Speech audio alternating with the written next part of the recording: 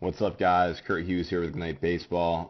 Today we're doing a little breakdown of Andrew Benintendi, um, #1 prospect and rookie phenom for the Boston Red Sox.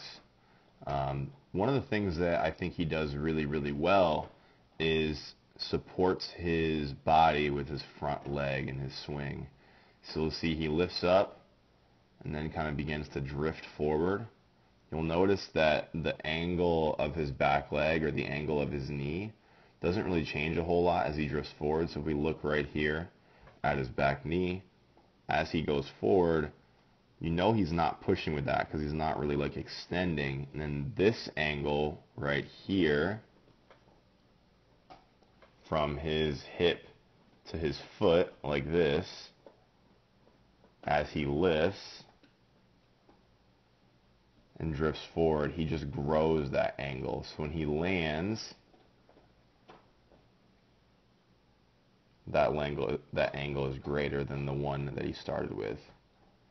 So then as he gets into his turn, take a look at the angle of his front leg, and what he's going to do is he's going to turn and use that angle in his front leg to brace himself from moving forward anymore. And because of that, he's going to do a really good job of being able to keep his head still.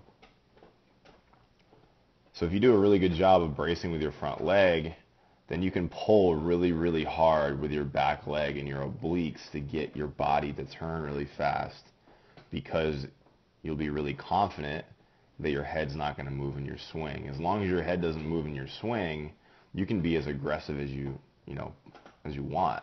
The more aggressive, the better, really. But if you're a little bit unsure of your front leg and you think that your head might move, you may not consciously think that your head would move, but subconsciously you'll be like, oh, okay, well, if I go really fast, then I'm going to miss the ball. You'll be much more tentative to actually go aggressively in your swing. Benintendi has such a good front leg that he has the ability to go really, really aggressive in his swing and still be really successful. So if we take a look at his bat path as well, he does a good job of that also. So this pitch, you can kind of see how the catcher's going to catch the ball really low. You can see that his shoulders, they're working down under his chin in order to hit this pitch. You can kind of see it's almost like he's making a smiley face with his shoulders. So if I track his back shoulder, okay, there it is right there. There it is right there. There it is again. And if we just kind of keep going around,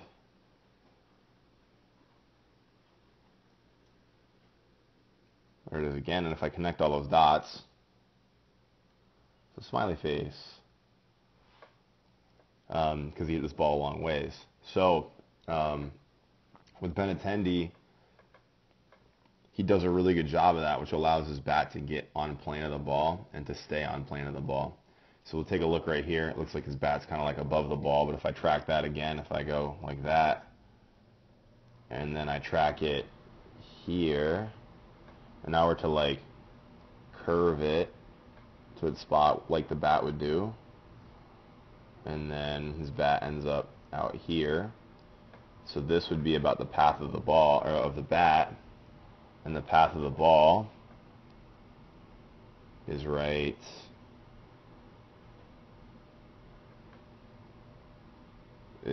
here. So he's in the way of that ball for a long time, which gives him the ability to swing early and crush it, swing late and crush it, or be on time and crush the ball.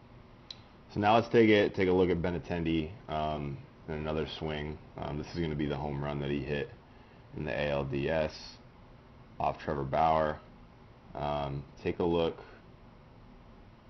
at his hips here. See all of his belt buckle right here before we see his chest. So his belly button is way up the third baseline while his chest is still closed. So you know that he's getting started with his hips first before his shoulders come around. And take a look at his nose as well, and where it's pointing. Here's the ball. and here's his nose basically pointed right at it or right behind it. And you'll see that as we go forward, if we kind of continue to watch his nose here, he continues to turn his nose with the ball. That turn of the head allows you to see the ball a little bit better with that last 10 feet or so. Even though a lot of science says that you can't actually see the ball, by turning your head it just gives you a little bit better understanding of where the pitch is and allows you to kind of visualize where you want your bat to go. So hugely important as well, something that he does awesome. Once again, I kind of was just raving about his front leg there in the first video. Take a look at how you can see the bottom of his shoes. If you can see the bottom of his front shoe, then that means that his leg is on an angle because he's pushing through his heel, which means that his hip is further back. And you'll see that in a different view in a second. But when you can see the bottom of a hitter's shoe, then you know that they're doing a great job of bracing with their front leg. So that's something that we cue a lot with hitters in order to get them to stop their face from moving forward. Lastly, we talked about his bat path a minute ago as well. Take a look at that in this video here. Check out the catcher's glove. The final destination of any good pitch is the catcher's glove. And you'll see his barrel snaps right in front of the catcher's glove here. And then if you think about where the ball was, he keeps it right on that path for a really long time. So if he had swung earlier, he still would have hit it really hard. Or if he swung later, he'd have hit it really hard as well. Hugely important for a lot of hitters.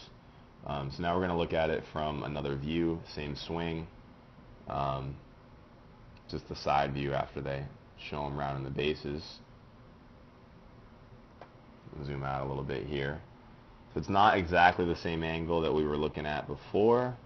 It's kind of like a little bit more from the front, but you're going to be able to see all the things that we were talking about. So same thing from a different angle. Hips up the first baseline before the chest opens. Bat in the way of the catcher's glove. Doing a great job of that. Keeps it right there.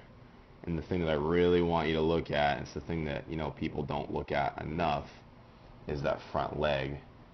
You can't see the shoelaces like we were talking about from this angle just because it zoomed a little higher. But I want you to take a look at this angle of his front leg and how when he's turning, it's like a straight line from his foot all the way to his head, and he just turns around that.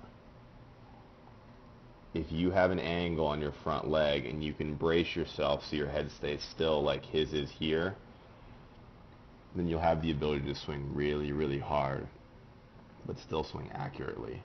If you land and you have your front foot more like underneath your hip, I actually just did a Facebook post about this yesterday. Actually, I did it on Instagram and Twitter as well. Definitely check that out. But if he landed with his foot more like under his hip like this, when he went to go fast with his backside, he'd slide his whole body over his front hip, which would make his head move forward and would create a ton of problems within his swing. But he does an excellent job of bracing that front leg, and that's one of the reasons that he's able to be so powerful, is because his front leg is so solid that he can go really, really aggressively with the rest of his swing. Hugely important. Another guy that did that really well is Barry Bonds. Definitely take a look at video of him. Obviously one of the greatest hitters of all time, steroids or not. Awesome movement pattern, definitely worth checking out. Kurt Hughes, Ignite Baseball. If you're interested in getting lessons for your kids, we do online. Right now we're offering the first month free, so certainly give that a look. I'm excited to work with you.